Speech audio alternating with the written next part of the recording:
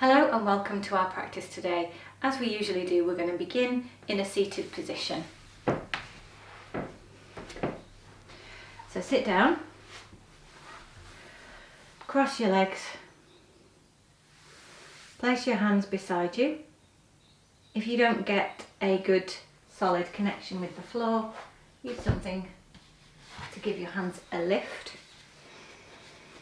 And for today's practice, we're not going to use a chair extensively, but I suggest that you might find a chair useful to have one. So pause the video now if you haven't got a chair to hand and go and find a nice steady chair that you can use through the practice.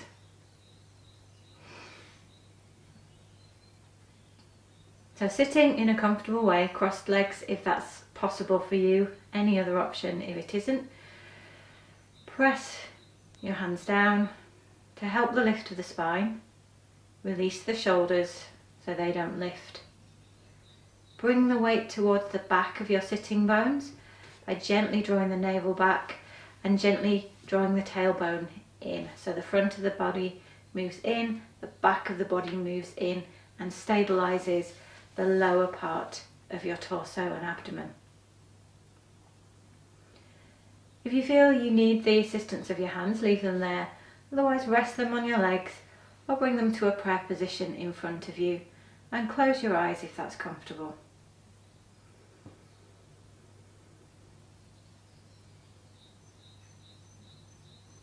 Take the time to breathe and to shift into a connection with your body that we use in our yoga practice. Notice the parts of you that touch the floor, that connect with the floor. Try to notice the detail of how that feels. So your body isn't just pressing the weight against the floor in an even way. Some places will be sharper, some places lighter. You may feel that you're leaning in one direction or another, and if you do and you can adjust that, you can do so now. Most importantly though, we're trying to connect with curiosity to the actual sensations that are there.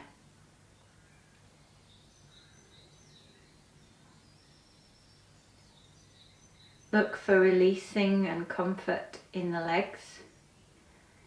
Lift in the torso without tension.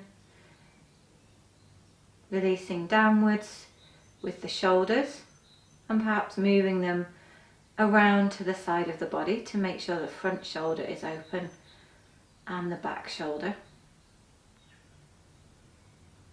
Find a balanced position for your head, where as little as possible you can sense the neck muscles having to grip onto the weight of your head, and instead the head feels centered and even on top of the spine. In reality, those muscles always have to hold the head because it's a heavy structure, but the more balance we can feel, the less tension there is in the neck muscles to maintain position.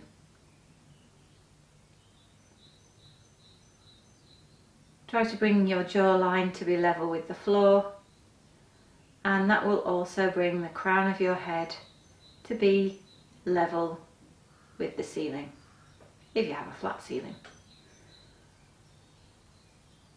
Over the next few breaths, bring quietness to your face. Any expression or the echo of an expression that you sense across your face, try to release that. Noticing particularly the forehead, the eyebrows, all of the busy muscles around the eyes.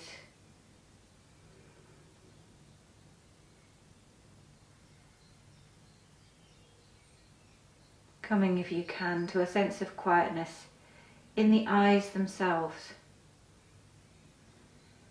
The jawline and the mouth and the teeth and the tongue rest with, if you can, the lips closed, but the teeth slightly parted from each other to avoid clenching, and the tongue resting in the base of your mouth.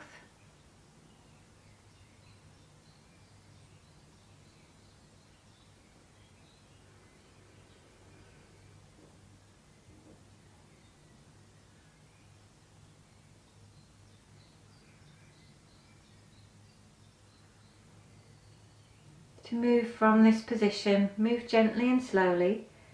Turn your face towards the floor somewhat. Stay comfortable in your neck. Release your hands to your legs if they were lifted in any way. Be broad from shoulder tip to shoulder tip, so across the whole of the front shoulder and chest area, feeling wide. Open the eyes while you're looking down. Let the eyes gently come back to focus, and then lift your head. So we'll begin the physical part of the practice with that connection with the body. We're going to first of all use the chair, and staying in this quiet state of practicing, bring your toes together, knees apart, kneeling. If you need assistance with that kneeling, then you can put blocks or a cushion between your feet and your bottom. You need to maintain connection of your bottom against something for as much as possible. Bring your hands onto that chair seat. Tailbone draws down and in to lift your navel back. Press down with the hands and rolling outwards with the shoulders. So still wide across the front shoulder area. Lifting up with the sternum area, the chest, lift that up towards your chin. If you're able to take the hands any lower, reach them onto your chair legs, or if necessary, push the chair further away as you work. Depends on the shape of your chair. Try to avoid making fists if you feel stable otherwise, so stretching out with the fingers. Everything's the same here, so rolling the shoulders out, tailbone down, chest lifting up. You can allow your hands to move further down the chair legs, or you can allow the chair to move further away, or both. And if it's possible for you, bring the hands to the floor. They can go wider than the chair legs, so your hands go nice and wide. Still thinking about the width between your two shoulders, still thinking about bringing your sternum forwards towards your chin. You can move your chin away a little if your neck is comfortable with that. That should feel that it brings a flatness across the shoulder blades. Still aim to keep your tailbone travelling towards your big toes, reaching out and down behind you. The knees should be wide enough apart that you feel your stomach has space to go between the legs now, but that your ribs are connecting with the thighs. So your legs aren't so wide apart that you can't, that you fall into space now. There is connection between leg and ribs, but they aren't so narrow that you feel your tummy is squashed. Now if you're able to, you're going to stretch right down to bring the forehead to the floor. If the floor is too far, or if it creates the need to tuck the chin in or round the back up to get the head down, we don't need to do that. We can keep really good alignment by using bricks, blocks, or a book, something that you have to hand that allows your forehead to rest down, and you can keep that flat, open feeling across your shoulder blades. No need to close up the front of your throat. No need to hunch up your upper back towards the ceiling. Hands are really wide, arms are active and stretching outwards. The elbows are not on the floor here.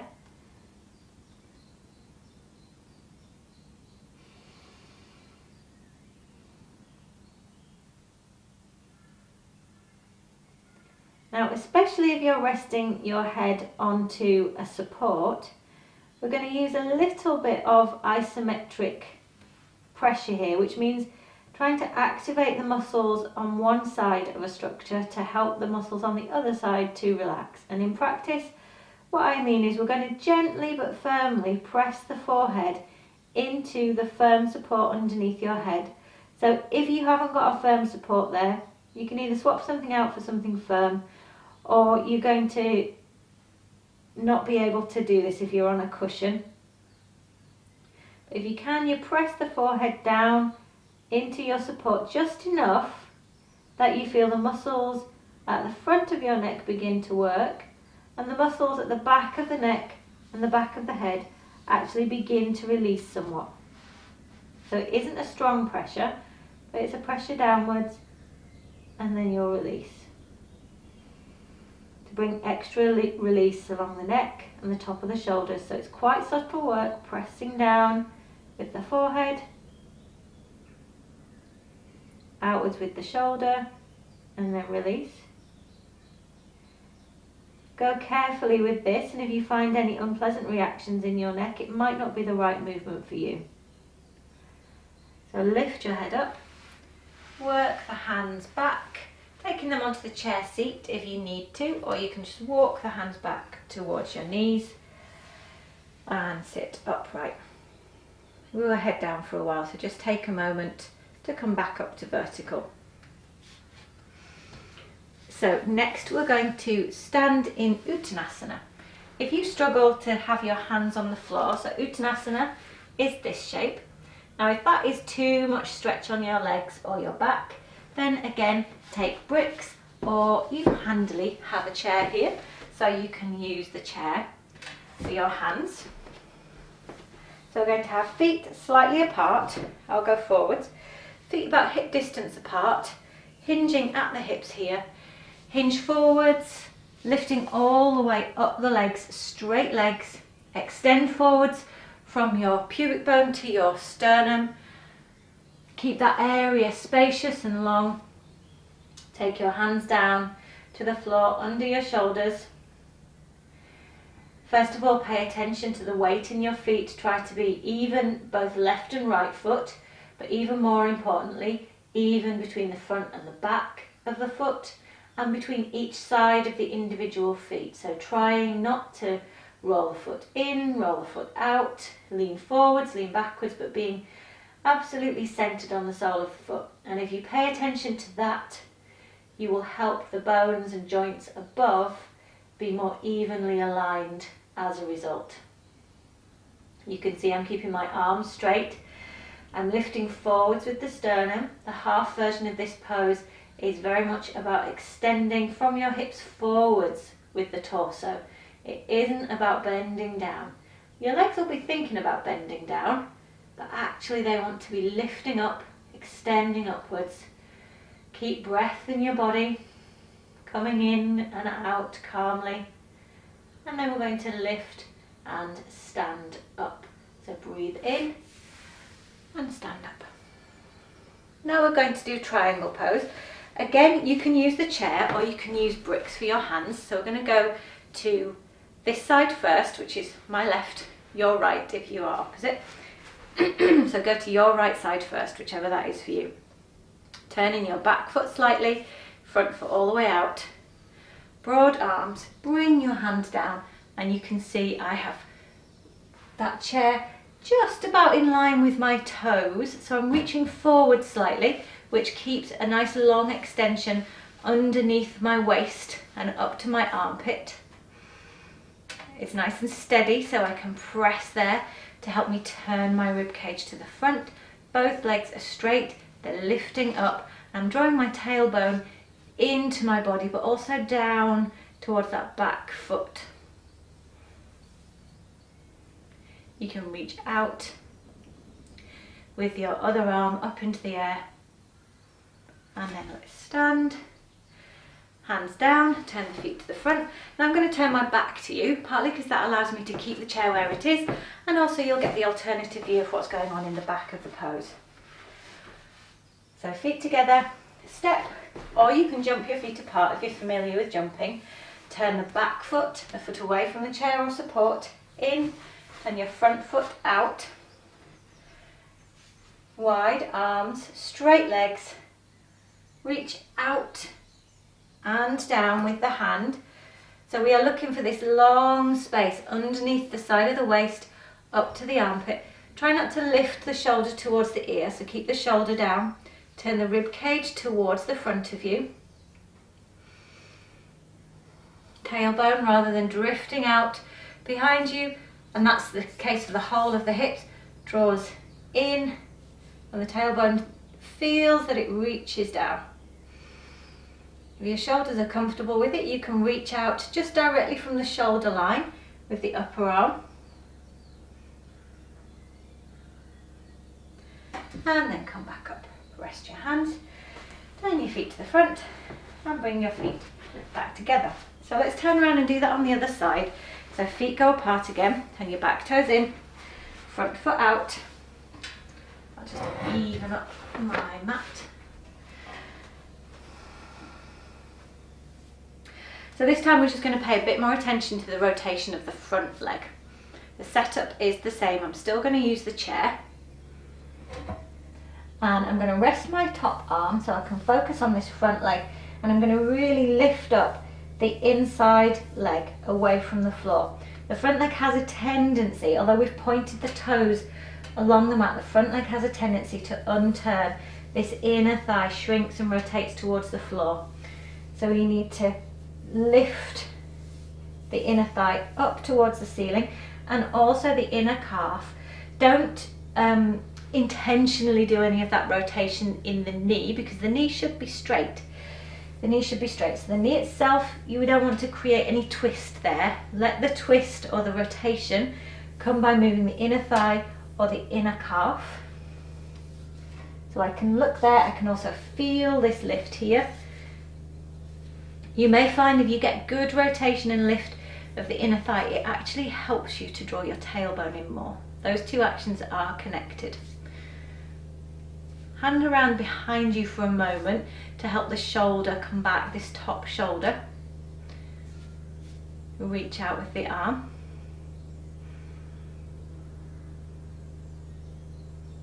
And then come back up.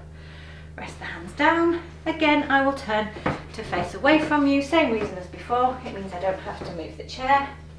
My mat's moving all over the place today. Wide feet, turn your back foot in, front foot out. Wide arms.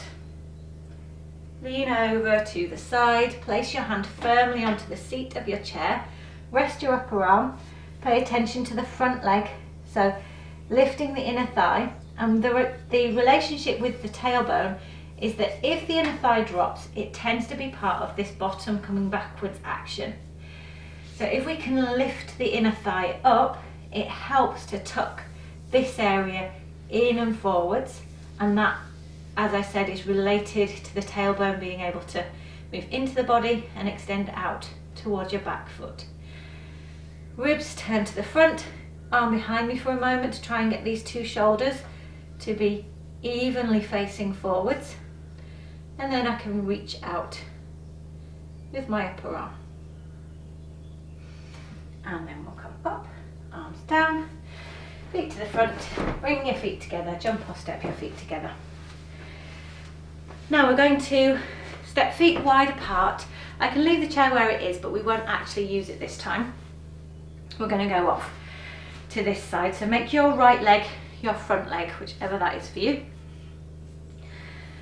Exactly the same leg setup, ribs to the front, but this time we're going to bend the knee. Now this inner thigh that we just focused on rotating, that needs to make sure that it is lengthening from the insertion point on your pelvis right out to the inner knee, and that stops the knee from shrinking forwards, which in this pose, warrior pose 2, is quite common. So again, this area shrinks, bottom sticks out. So we want to extend this area, keep the knee just in line with the hip, so nothing's coming diagonally forwards towards the screen, but we're staying so that the thigh bone points directly along your mat. Tailbone again draws down, wide arms just at shoulder height. And then straighten the leg, hands down. If your legs are not familiar with this or feeling tired, you can bring them together between sides, but we're going to take the feet to the other side. Wide legs, arms out, bend the knee. So extending from the insertion point right to the inner knee, keep the inner knee back, just in line with the hip, but because of the way our joints work, that tends to feel like moving it backwards. It's not actually backwards in relation to our hips, it is just in a straight line pointing along your mat. And then straighten the legs, arms down, feet to the front, bring your feet together. We are going to go with PASCHIMOTTANASANA now, which kind of links together the last two poses. For most people it's a fairly challenging standing pose. So feet are wide, turn them the same way again. Make sure you've got space to bend your knee, but have this chair seat quite close because you're going to lean over this time and put your hand on the chair seat like so. So we've got the bent knee of the last pose, warrior pose 2, straight back leg at all times, but we're reaching down. Still want space under here between hip, waist, armpit. Reach out with your hand. Now if you feel that you could bend lower, then you can bring your forearm down onto the chair seat like so. Still reaching out with the hand if it will, or you can turn the hand over and create a long diagonal line from your foot to your fingertips. Sweep back over, straighten the legs, turn the feet to the front, bring your feet together. Again, I'm going to turn around. It might be most convenient for you to do that as well because you don't have to mess around with where the chair is. Turn the feet in the way we've done with all the other standing poses so far. Bend the knee. You want to be close to the chair, but not so close that your kneecap actually impacts on the chair seat. Press that hand down onto the chair. The hand should be directly in line with your knee, and as in the last pose, the knee shouldn't be wandering off away from a straight line. If you feel you could go lower, take your hand down, but still getting a sense of length along your side torso. Hip to waist to armpit is long. Reach out with your arm, or you can even reach over in that long diagonal line.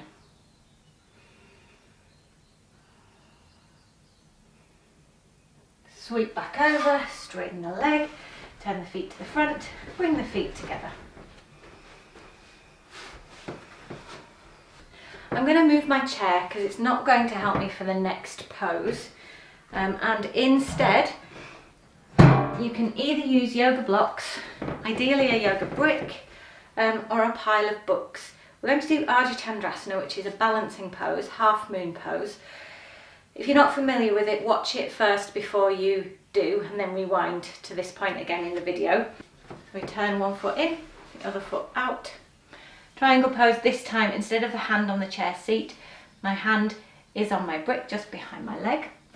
I'm going to make sure I've got space to travel in that direction so that my head isn't going to hit the wardrobes that are there. Bend my knee, bring my back foot in, hand forwards, start to balance, lifting the hands up if you can.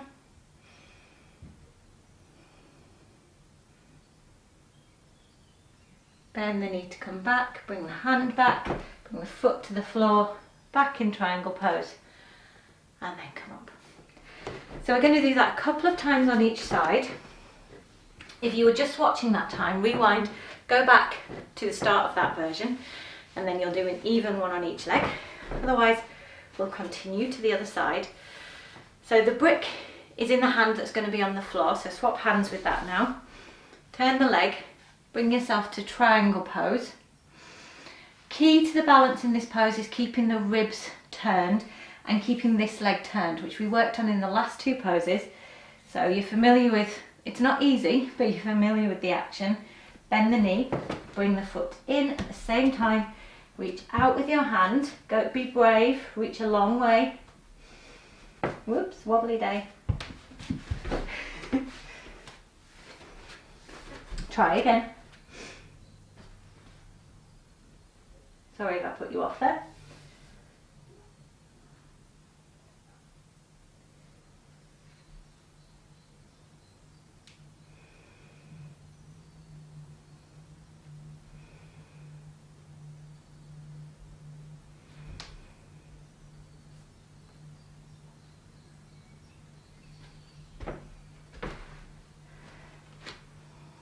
Now it's really tough. as you just saw, for me to talk and do that pose at once. And it teaches you just how much your consciousness is connected to your body. Yoga teaches you that throughout your practice, but the balancing poses particularly do that. And if you're trying to do two things at once, as I'm trying to explain and be in the pose, most of the time with both feet on the floor, I've had a lot of practice, that's fine. But in the balancing poses, it can be particularly hard because you need much more focus to stay balanced. I'm going to give myself a little bit more space in that direction this time because I had enough, but it was a little bit tight. Turn your foot, hand down. So this is the second time on the first leg that you did.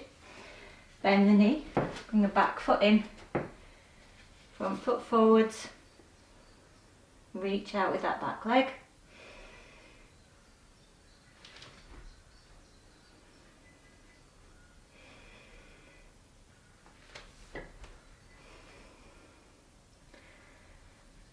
Bring your foot down. I'm having a very wobbly day. I hope I'm not distracting you too much. Now I'm going to help myself on this second side. One of the things you can do is take your back to a wall, but as you can see, I don't have a particularly uninterrupted wall here. So another thing you can do, I'm going to use the fact that I have a solid door there. And this time, when I come into the balance, I'm actually going to take my upper hand onto the wall or the door.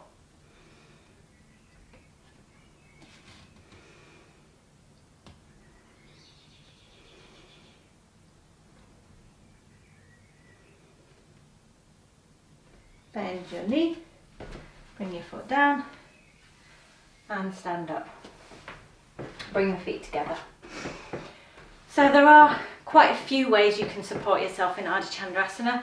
That was one of them, where essentially you have one hand down and then this is the hand that would be in the air, but instead it reaches over to a wall near to your head, maybe 6 inches away from your head. And it can also help control this shoulder to help you be rotated in the shoulders in that pose. Let's have both hands and both feet on the floor now and do downward facing dog. So begin on all fours, knees about hip distance apart, tuck your toes under, lift the knees up. Going right back to the start of the class, rotate the shoulders outwards away from your neck, lift high with your hips, be broad across the front shoulders. Reach your sternum, which is the bone between your front top ribs. Try to reach that to the space between your thumbs and then straighten out your legs. Careful not to push the front ribs to the floor too much. They should feel neutral and long. Your soft abdomen, where your tummy button is, should be spacious and long, as well as your hips lift up and back away from the abdomen. Lifting away from the abdomen with the hips. Lifting away from the floor with the legs. And then rest down. Now we're going to try another balance, although this time we will have both hands and one foot on the floor. But it is still a balance, and it comes from downward facing dog. So you begin with hands quite wide to keep the front end of your body balanced, but you have your feet all the way together. Lift up into downward facing dog like so, and then we simply raise one foot, not far. Pay attention to two things. Pay attention to trying to get the upper body feeling just like downward facing dog. So try not to let any distortions come in, any twisting, and pay attention to extending out through to the heel of the lifted leg. Bring that foot down. You can rest your knees down between sides. If you want to catch your breath, you can stay up in the narrow foot downward facing dog if you're able to.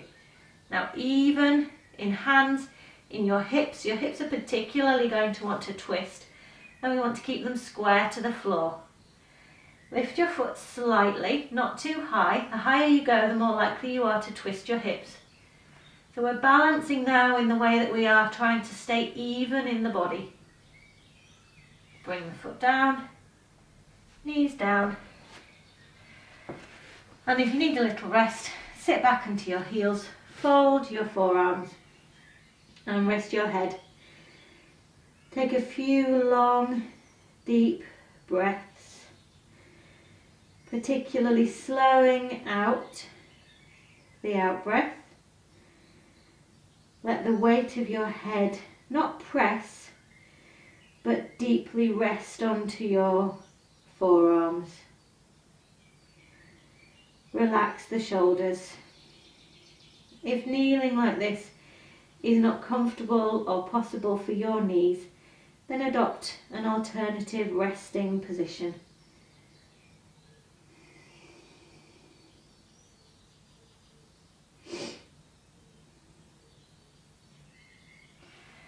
So we're going to try one more of those balances, and I'm going to try turning myself so that I have my feet facing the camera, just so you get a different angle. It's also going to give me the advantage that I'm going to be able to brace my hands against the wall. So if you find that your hands slip in this pose, you could use that. So if you brace your hands against the wall, you bring your thumb and your index finger against the skirting board, against the base of the wall. Wide hands again, lifting up. So you can't see my feet yet, but they are together. And then I'm going to raise one foot, and I'm aiming not to twist off to one side. So I'm reaching out into both heels as much as possible, trying to stay even across the hips. And then bringing that foot down. I'm having to bend my knee because there's an obstruction in the way. I've got a bench here. You can bend your knee to bring it down if you wish, or you can bring it down straight. So I'm going to straighten out my leg in your direction. Work on staying evenly weighted in my hands where possible, even in my hips. Extending out with my foot towards you. And then bring that foot down. And again, rest down and sit back up. We're going to work now on stretching the wrists. So I'm going to change the angle that you are at. So we are going to work on stretching the wrists. I'm knelt down, and the first thing I'm going to do is turn my hands backwards, palms facing you.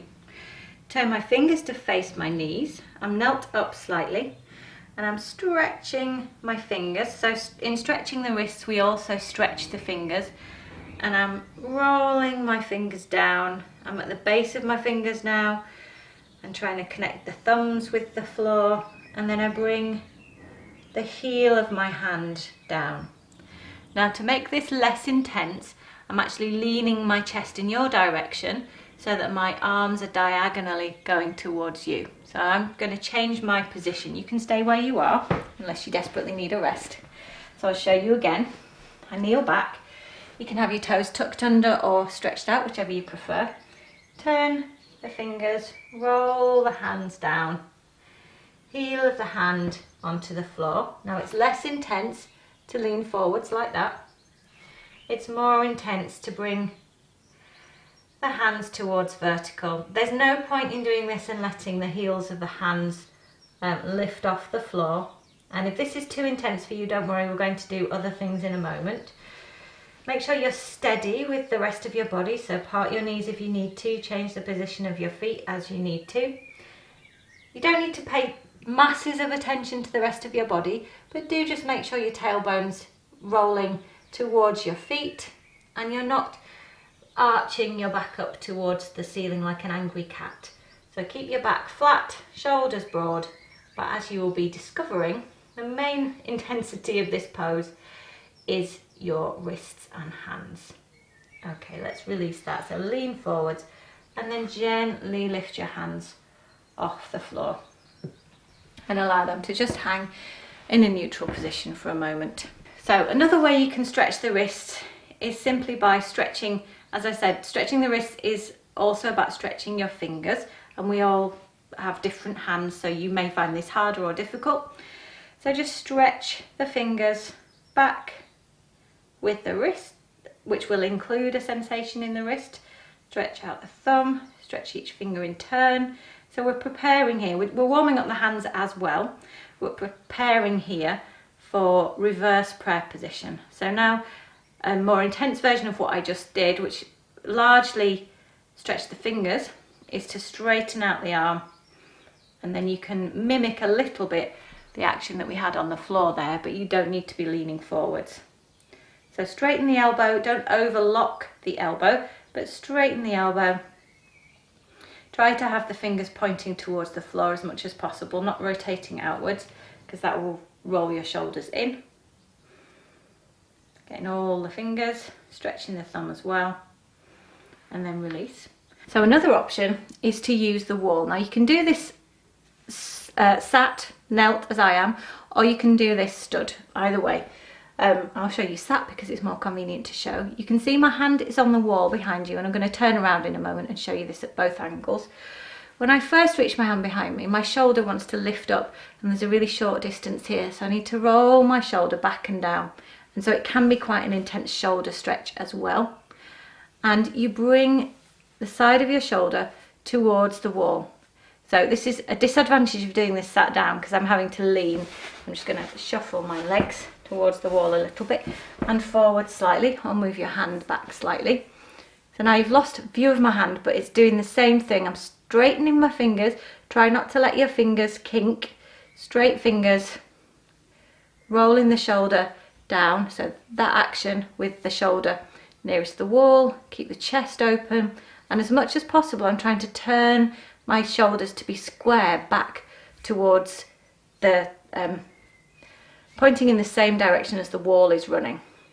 The camera angle is showing that I'm not doing that perfectly, but the camera angle is exaggerating that. So to show you the other arm, I'm going to turn around so you'll get the back view.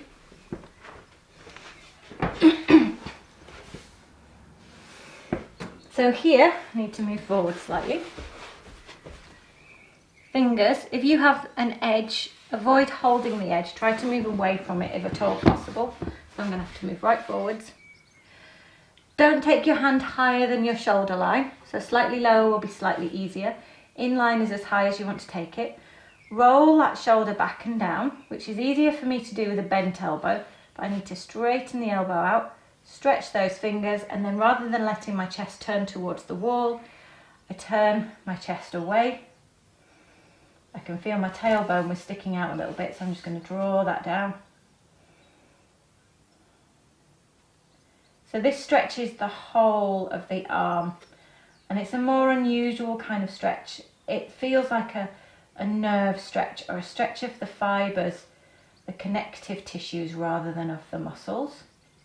It can be very intense, so go carefully. You might want to be further away from the wall or vary the angle. The important points are to try and keep your fingers straight and to try and keep the shoulder under control and releasing down. So if you absolutely have to have the elbow bent because it's too intense otherwise, then you can do that, but work towards straightening the elbow as and when you're able to. And then release. And let your arms have a little rest.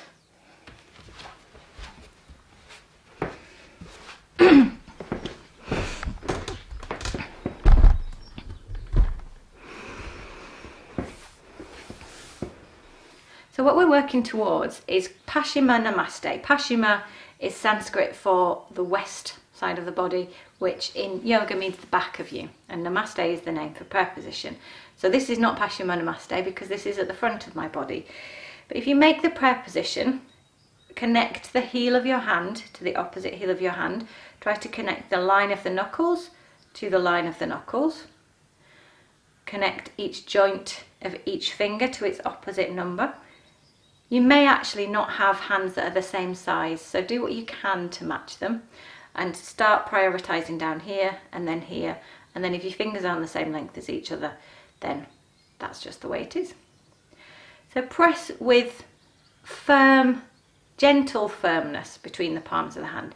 Not aggression, not tension, but a definite pressure towards each hand.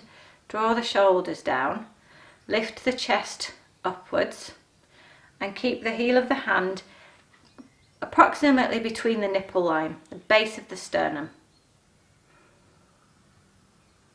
Now if you look down at your upper arms, you will see, if I turn, that they angle slightly forwards. So when we do this position behind us, the arm will need to angle slightly backwards. Okay? Now you can be doing all of these poses stood up as well as knelt down. Again, if kneeling doesn't suit your body, then you can you can stand. I'm going to turn to face the back of you. Bring your fingers together, index finger pointing down. Turn the nails towards your body. You can see I'm having to lean away a little to assist that. My hands are very stiff at the moment because of some work I've been doing.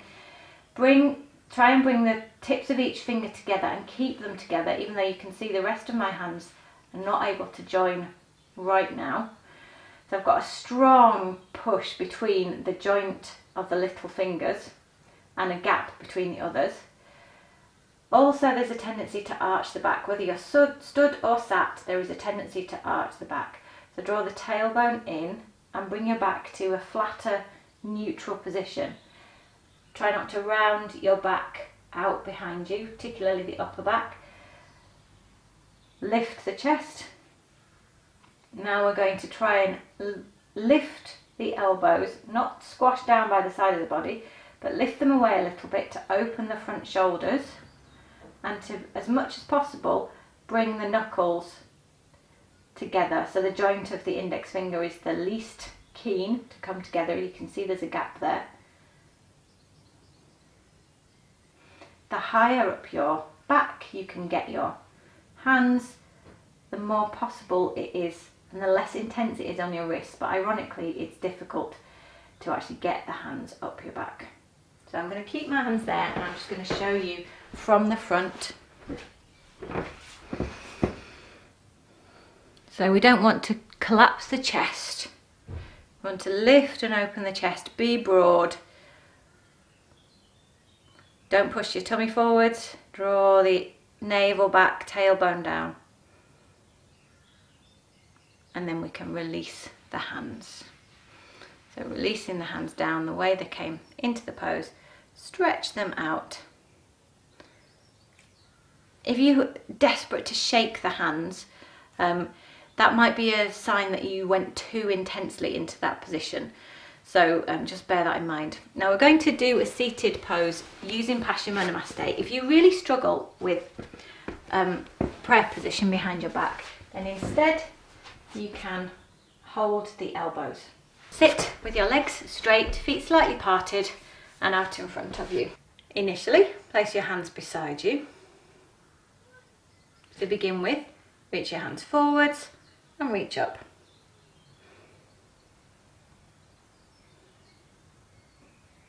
Bring your hands back down again.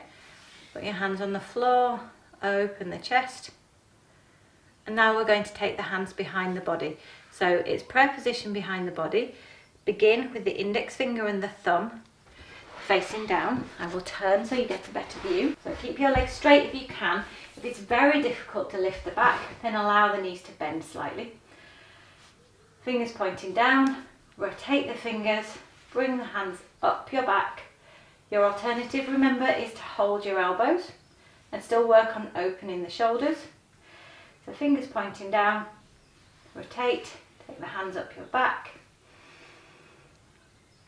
Open the front shoulders. Perhaps you bent your knees to help your back lift whilst you're going into that.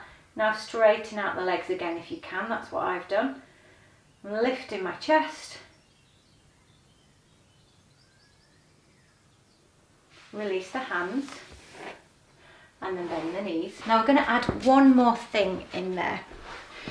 So if you are holding your elbows, you can still hold your elbows. Okay, if you're doing Paschimottanasana behind your back, you can still do that. Now this pose Prayer position is tough on the back, but it has great advantages because it really makes you aware of whether you're rounding your upper back or not. So that's what we're going to use it for. Take your hands up your back one last time. Bend your knees during the process if you need to. Lift the chest. In fact, you can keep your knees slightly bent to help if you like. And you're going to come into a forward bend. So my knees are slightly bent so that I've got the best chance of keeping my upper back nice and flat. My little fingers are between my shoulder blades. I'm keeping my elbows lifting away from the floor as I lean forwards. I'm keeping my chin slightly lifting from my sternum. And if I start to round my back, I can feel that in my hands. I can feel that action. So it really makes me aware of lifting up like so. You can straighten your legs out at some point if you like, but that will make it more intense on your back. I'm going to bring my neck into a more neutral position. And then I'm going to release my hands here. Rest my arms. Now I'm going to straighten my legs and take hold of my feet. If your feet are a dream away and you're not going to get hold of them today, take a yoga belt or a strap of any kind and use that to hold your feet instead. Using the memory of not rounding the back, but flat between the shoulder blades, where my little fingers were, pushing that in and forwards into my body. I'm going to keep my back nice and straight. Move my head into a neutral position, wide and broad across the shoulders. And if there's any more space within your body to fold down without tension in the back, so all of this attention to the back shouldn't create pain in the back. It should move you into a more neutral position. It doesn't necessarily make the actions easier because it asks your body to be more aligned and work more honestly. But it isn't intended to create pain. So be careful, be gentle, pay attention.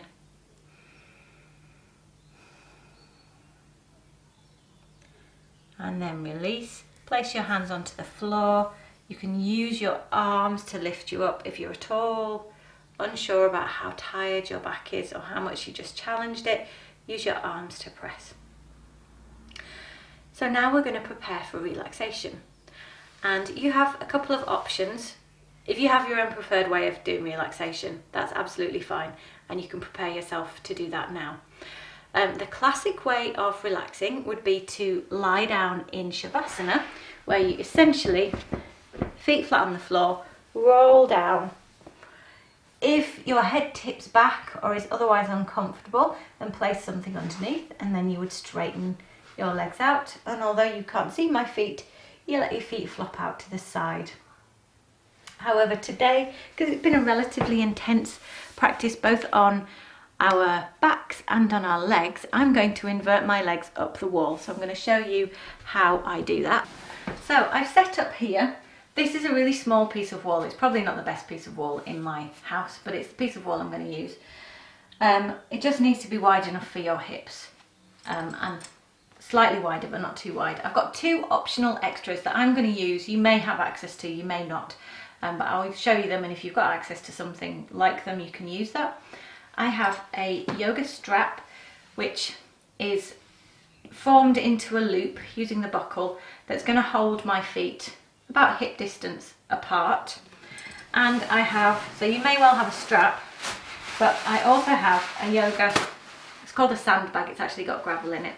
I've got, I think this is a 10 kilogram sandbag, which I'm going to put onto my feet. Okay, so practice with sandbags before you start lifting them up high. But I'll show you how I place mine onto my feet. So you can have your legs against the wall without either of those props, but I do like to use them because they increase the intensity of the relaxation. So I'm just going to place that there where I can reach it, lean back and rotate at the same time, and then I'm just going to wriggle towards the wall a little more Okay, so I've got the back of my bottom against the wall. If your legs won't straighten, then move your bottom further away. First thing is actually I'm going to put this around my ankles today because I'm using the sandbag as well. I need my feet close enough together that they're going to be able to support the sandbag. Okay, so belt holding legs. What that does is that means the legs can relax without any need for any effort whatsoever to stop them spreading.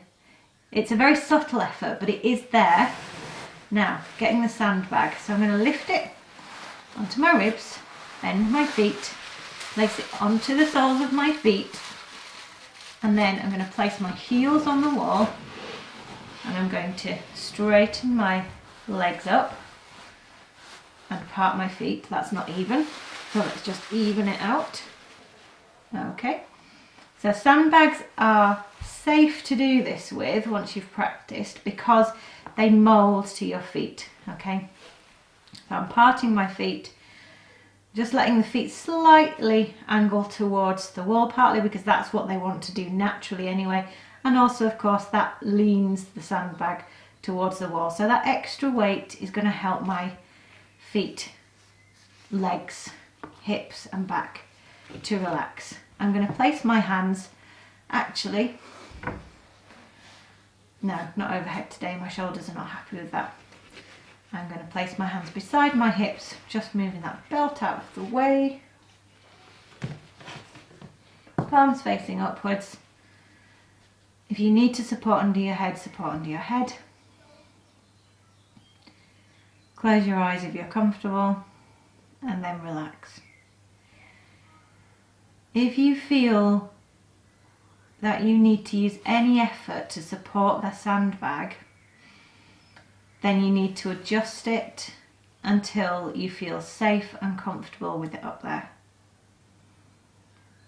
So if using the sandbag interferes with your focus and you're able to focus on your breath because some of you is distracted by the sandbag, then you may need a little more practice, or you may need to actually adjust the position of the sandbag because it should feel completely secure.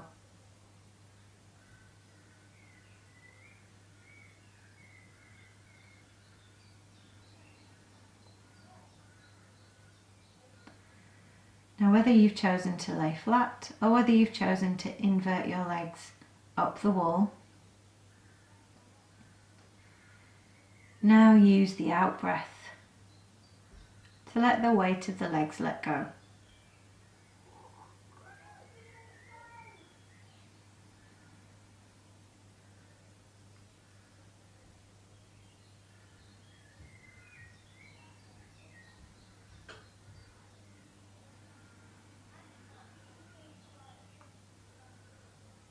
Let the muscles of the legs release.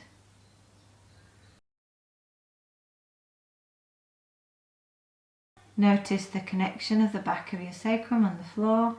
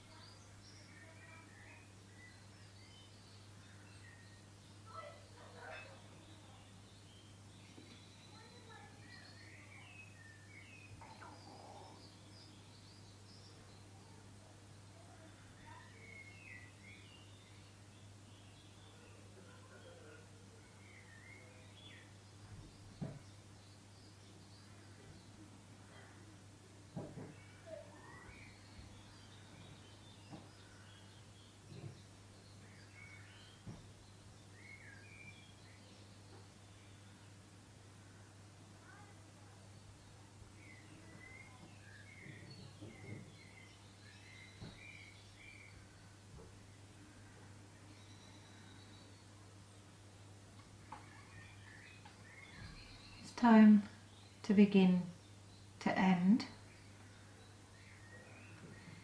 If you've used equipment like I have,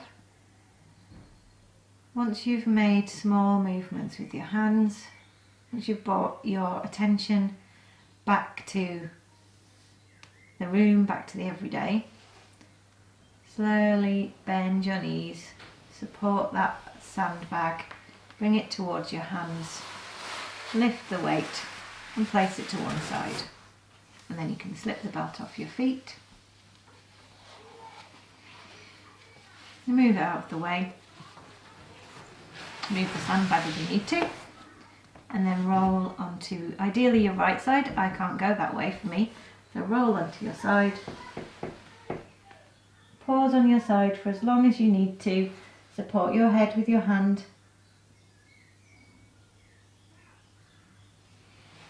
And when you're ready, turn yourself almost fully over and come to a seated position. So thank you for joining me to practice today. If you want to say thank you for this class, I would really appreciate it if you went to my support page at www.ko-fi.com/JoCookYoga. The address will be here and in the comments. And there you can make a small donation to say thank you for the class. If that's not something you can do, don't worry, you're completely welcome anyway. Thank you.